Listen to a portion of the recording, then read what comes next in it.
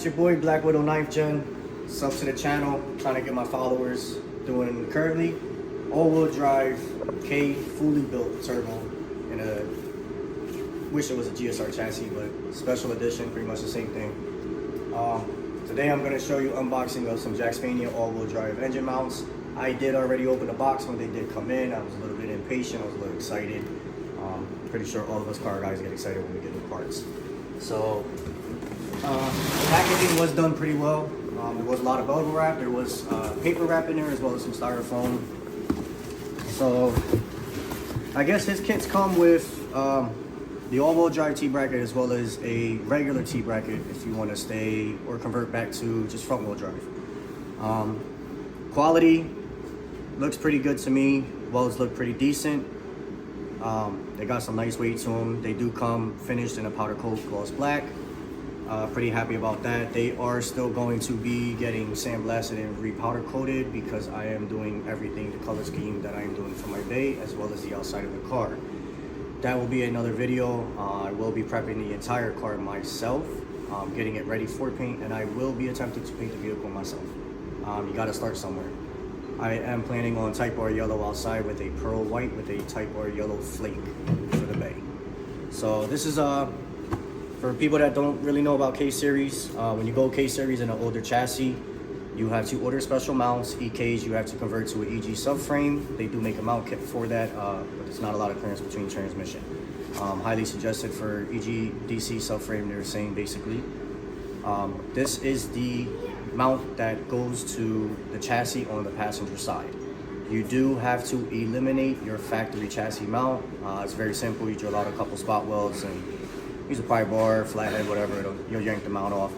So this is the chassis mount for passenger side, which for K-Series will be pretty much your post mount. You have that piece.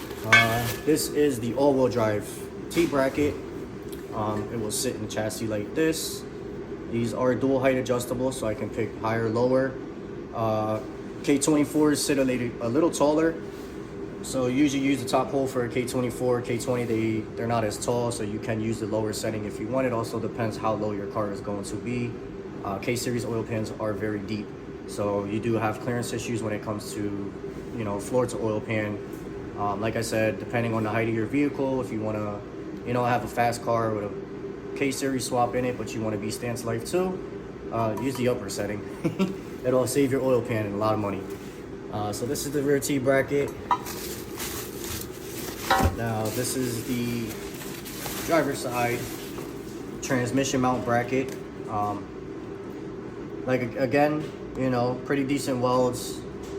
Doesn't look too bad at all. Quality looks pretty decent. And you know, a powder coating job. Very, very good budget price mount kit so far that I can see of. Not sure on quality, I can find out when I run it. Like I said, he does include the T-bracket if you want to stay just front wheel drive only. So I do have that also extra, just in case I end up breaking an all-wheel drive transmission and I want to have the car up and running again. I can simply just convert the car back to a front wheel drive only. He does include all hardware, bolts, washers, nuts, everything needed to install the mount kit. When you do install K-Series, this bracket right here is going to sit on your frame rail, and you need a very, very long drill bit. You do have to drill the top side of the frame rail all the way down into the bottom. There's two very long bolts that come out in the bottom with nuts and washers. I am going to be utilizing the bolts just for engine mock-up and mount placement. Once I have that done, this bracket will be getting welded to the chassis.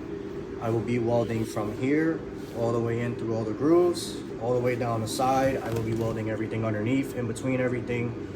I will also be having the welder fill in this circle and have him weld the inside of this circle to the frame rail as well.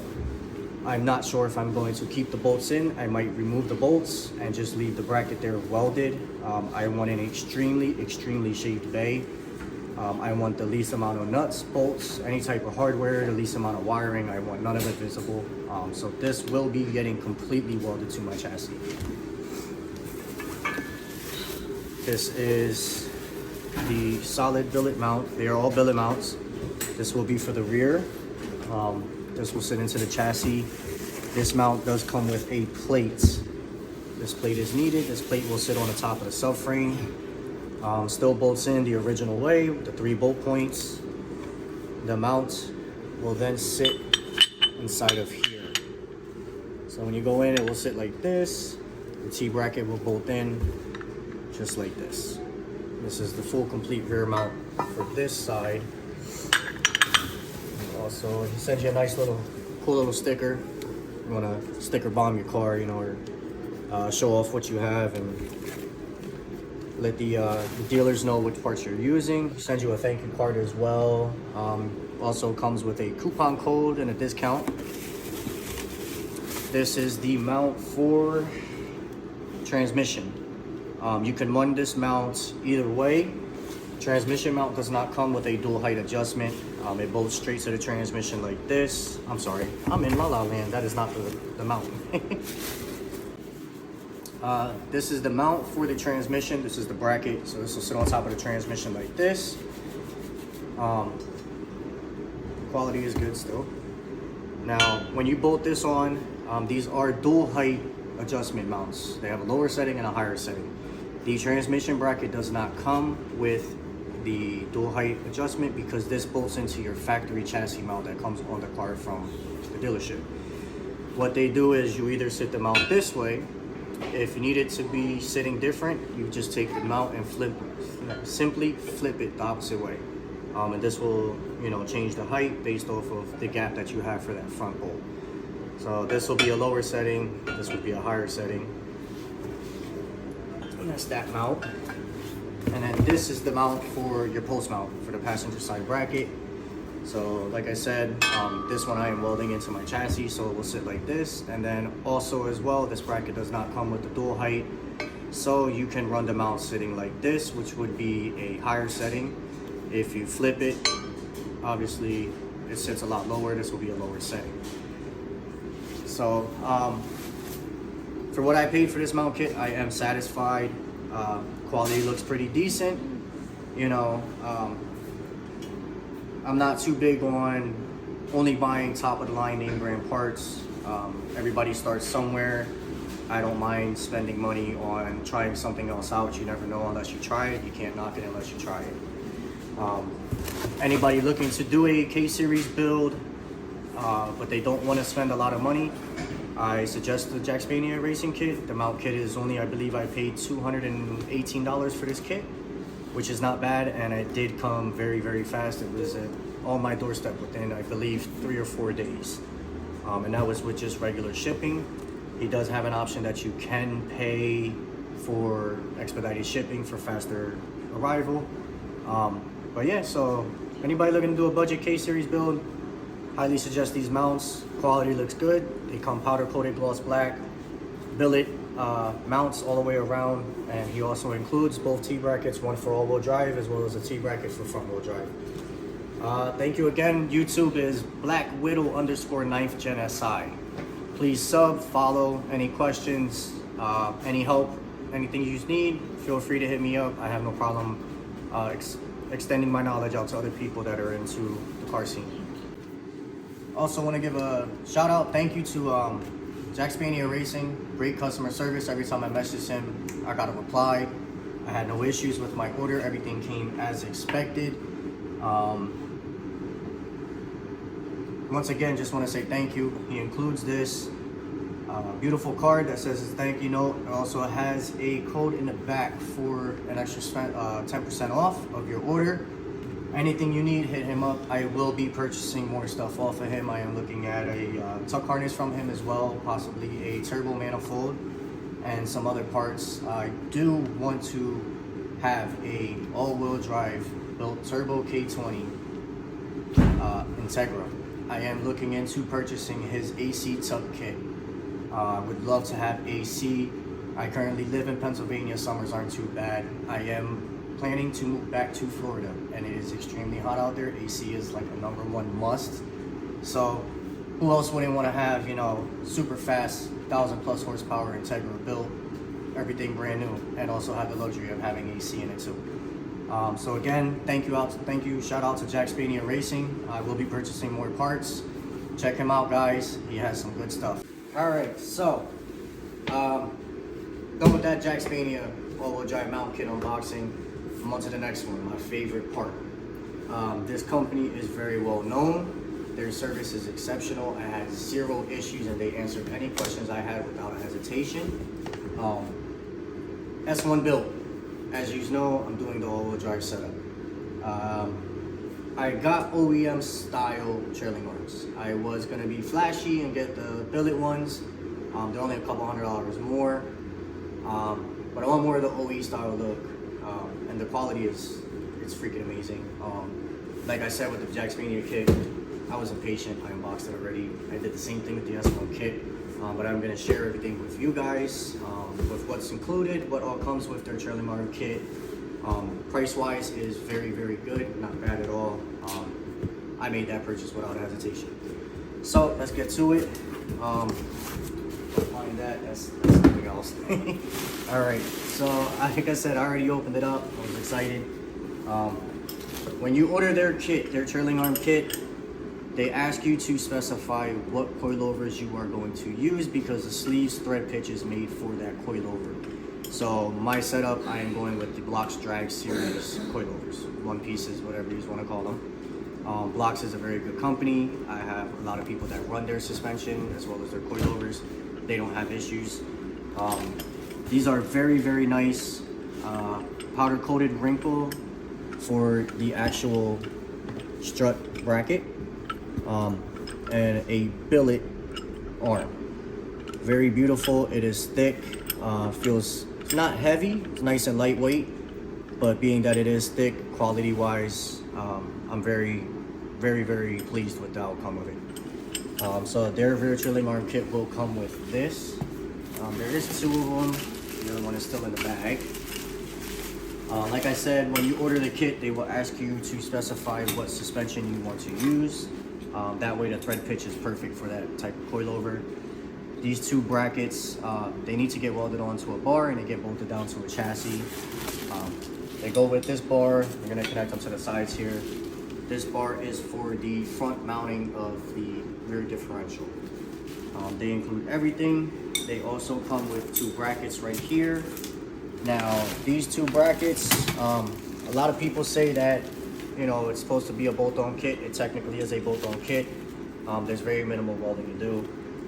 Like I said, these just go on the side, quick little tack welds, welded all the way around. That's it.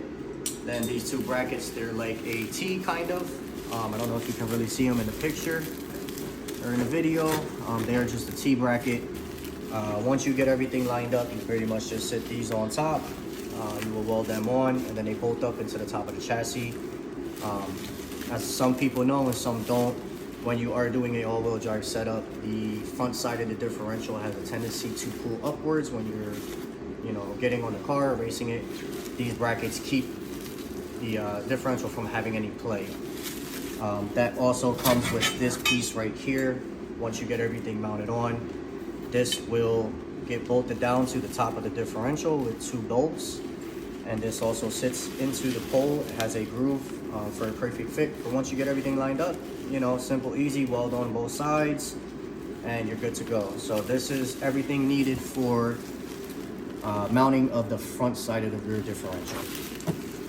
Nice parts, and they include S1 on there. Got some good stamping, good quality. My favorite part of the rear trailing arm kits is the rear subframe mount. So this is where the backside of your rear differential will hold up. It's 2 bolts.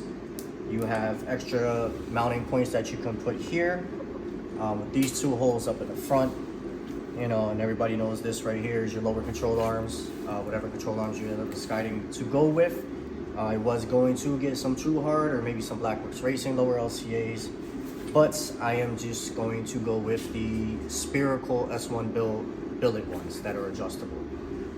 Price is not bad on them at all, and S1 has a lot of quality parts. I started to peel some off, got a little dusty. I should have waited. but it has a very, very nice mirror finish that you will see in the back. Very, very shiny. I don't know if you can see. The reflection is amazing on this. Quality is good. Again, it has S1 built. I believe it's probably lasered. It's just pretty much perfect. So very nice, good quality piece. This is the Delta 7 rear diff mount setup. They have a couple different versions. They have a tubular version. I like the traditional looking big subframe. So I went with this one, which is the Delta 7 rear subframe mounting.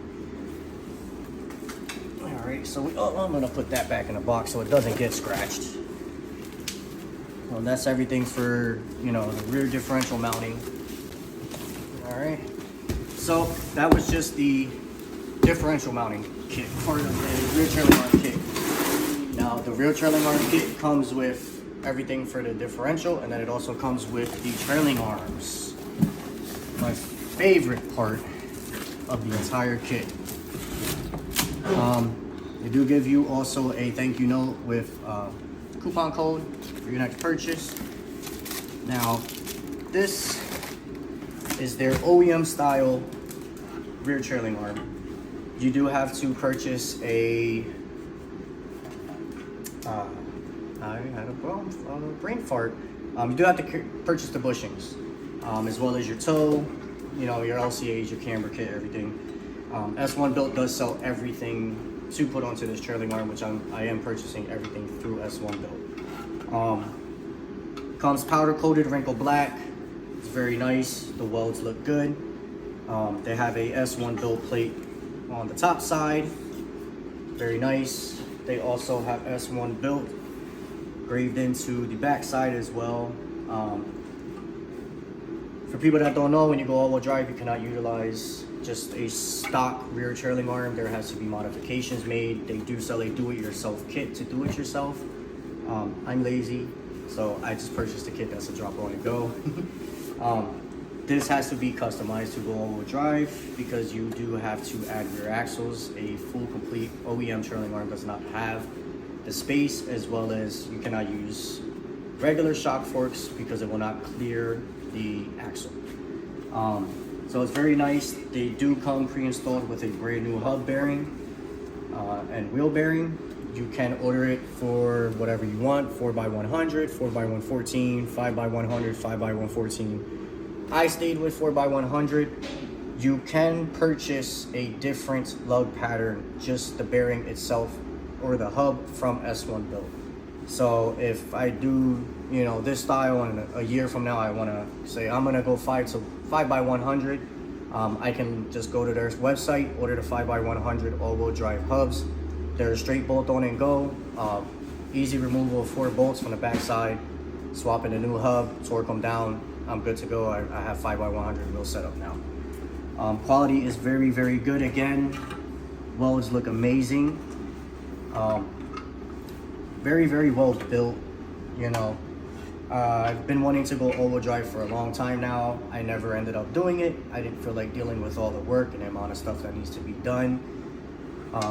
This year, I said, screw it, I'm gonna do it. So I started purchasing everything. I still need to order a drive shaft. I can do a custom drive shaft myself. I can, you know, buy a drive shaft from the junkyard, buy a viscous coupler, and have everything custom made and measured out to the car. S1 Built does sell, I believe, 3 or 4 different stage drive lines and drive shafts for different chassis. So I will be purchasing their stage 3 Freelander CRV, or well, Element. I'm gonna get the Element CRV. No, we'll see what happens. I'm not sure. I do know I am gonna go with a 60K viscous coupler. Due to the amount of power that I want to make sure the drivetrain can handle it. I also will be purchasing their rear differential that comes pre-installed with the clutch locking plates. Price is not bad at all. Like I said, you can easily go to a junkyard and find a rear differential and pay 75 to 150 bucks in a junkyard, and then you have to deal with the hassle of opening it up, cleaning everything up, pretty much rebuilding it, then purchasing clutch locking plates. And at that point, the amount of money that you spent on it, S1 Built sells them already done, rebuilt with clutch locking plates. So I will be purchasing the rear differential off of them as well. So, you know, very good quality. They come done already. It's already wrinkled black, it's powder coated. So it can take, you know, if you have little accidents here, you accidentally smack it with a ratchet when you're putting down some bolts or something, you know, it's not gonna chip up right away. They made sure of that. They do come with, like I said, pre-installed with brand new wheel hubs and bearings. They have their logos posted all over it. So yes, I'm super excited. I cannot wait for this. I have been absent a little bit. I've been dealing with a lot. I work third shift. I barely sleep. So I've been catching up on some sleep, but I am going to be recording more and possibly doing some lives as well with doing this build. I am taking my time with this build as much as I want to rush it. I have a very specific way that I want this build to come out, so I am not cutting any corners. I am not rushing anything at all. I want this car show quality, and for the Powerball, like I said, I am shooting for 1,000 plus real all-wheel drive horsepower. I don't want to get 1,000 horsepower with the drive shaft disconnected, and I don't want 1,000 horsepower just the front wheels. I want 1,000 horsepower from all four wheels. So this build is going to take some time. This is going to be a long journey. But I know when I am done, I will love this car, and I will hit what I want to hit with this car. My kids are excited. My kids want to help with the journey. They've already started to help disassemble some parts out of the car. I will be doing some content maybe throughout the week. We'll see how I feel when I get out of work. I might come and do a couple little things here and there, but weekends for sure I will be in the garage on weekends, and I will be wrenching and pretty much have to strip this Integra down to nothing. Inside is getting painted, door jambs, everything. I am going to be going with carbon fiber everything as much as I can. Rear trunk will be carbon, hood will be carbon. I am going with a 3-piece front end. Not sure if I'm gonna just do a fiberglass front end and paint match it, or if I'm gonna do a carbon fiber 3-piece front end. The car will still be somewhat full interior. Yes, race car with full interior somewhat. I still am going to have back seats. I am going to have a full cage setup. I am looking at a 12 to a 14-point cage setup for the inside. I will be doing a cage that it will work with front seats still. I'm still gonna have dash, I'm still gonna have rear seats, so the cage needs to be utilized to also work with the rear seat setup. My trunk is still gonna have my privacy cover. I'm still gonna have my interior plastics, everything. Possibly might not run a carpet because of the fact that since the inside of the car is getting completely painted, I don't really need the carpet. I wouldn't mind looking at the paint sometimes. But yes, so anybody that can share this video, please share, subscribe, follow me. Again, if you have any questions, feel free to hit me up, ask me anything. I am not a genius, but I do have a pretty decent amount of knowledge when it comes to swapping cars, especially Hondas and Acuras. I do have experience with KB, HF, whatever, all of it. Follow my YouTube channel, share it. I want to give a shout out to S1 Built as well. Very well quality parts. I am very satisfied. I will be purchasing a lot more from you guys. Again, thank you, and shout out to S1 Built again. Hit them up. They have very good quality parts, and their prices are very, very good.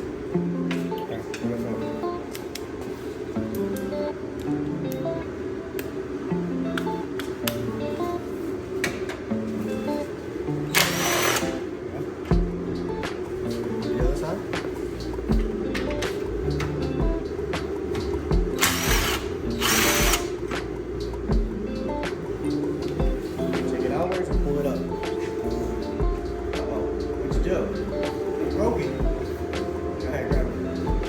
This is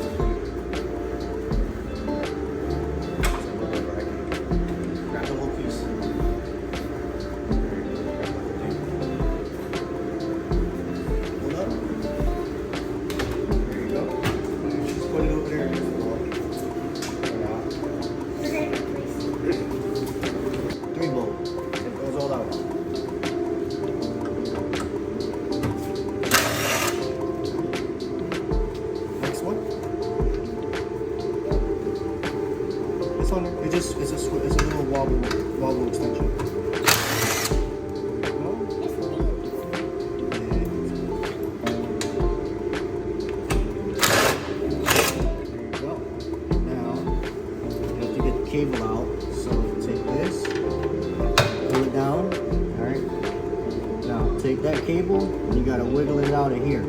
Okay? So you gotta just maneuver it to get it out. See the little groove? Cable gotta come upwards and out of there. There you go. That's all. Now take the 3 bolts and put them back in the hole that you took them out from. So put them all back in the holes. Wait, I had 4? One goes here, one goes here, one goes here.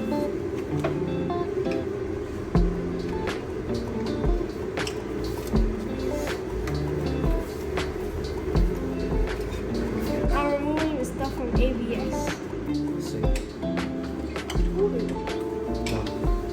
We'll do it like this. Okay. Take it, stand in the front, and use your hand like this and pull towards you. Like I'm shifting. Yes, like you're shifting. So you gotta make sure it stays on the bolt.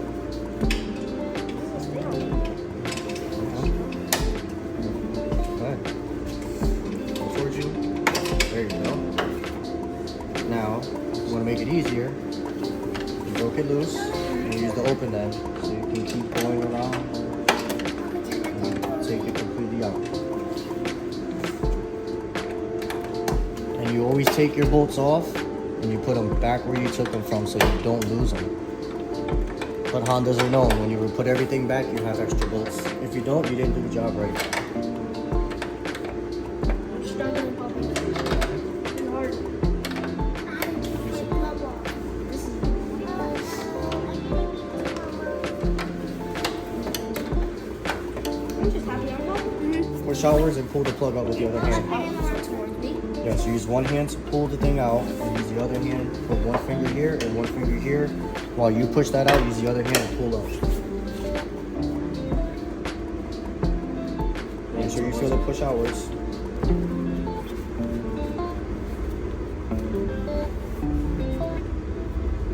Dang, this is hard. I cannot fix cars. Oh, my fingers. That one. Now this one's a pain in the butt because of the positioning. Oh, I dropped the bolt. I can do this one. So now I have this. Alright, I'm gonna disconnect these plugs because these are very finicky. Or sometimes very, very hard because of their holes. So now this is something you no longer need. Push it to the side. This is all going in the trash anyway. I'm not keeping any of this. Alright, so look at this and tell me what you think has to come off to take out this entire box. See this? Okay? What else? I see another one. Over there. Where else? And then there has to be somewhere down here. Oh, one right here. No, she's helping me out. And then one over here. So you ready? So now, look. This is a 10 millimeter. Look at the size of that. This is a 10 millimeter. See? Does this look like it's going to fit on that one? No. No. So it's bigger, right? Okay. So I Okay, make you can guess. okay. Which one of these looks like it's going to fit that bolt? It's going to be 1 or 2? 2, 3. 2. 2? So you're right. There you go. I was Take so that close. and just push it in. Yep, push it in there. Okay, so now look, you're gonna fight with it. So take the gun, pull it back out, put the gun upside down.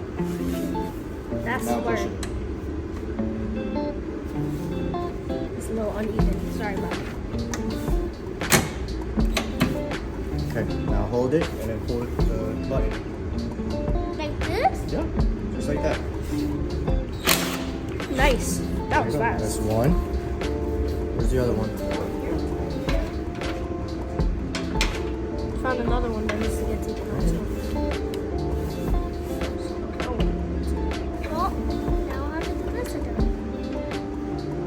She learning. Two. Now where's the other one? Now the other one is up here, so you gotta come from the top side. Now, top, come in from up here. Now put it straight down in there. See? There you go. Alright. Uh-oh, it dropped. Okay, there's one more. Gotta get to it over here. Here.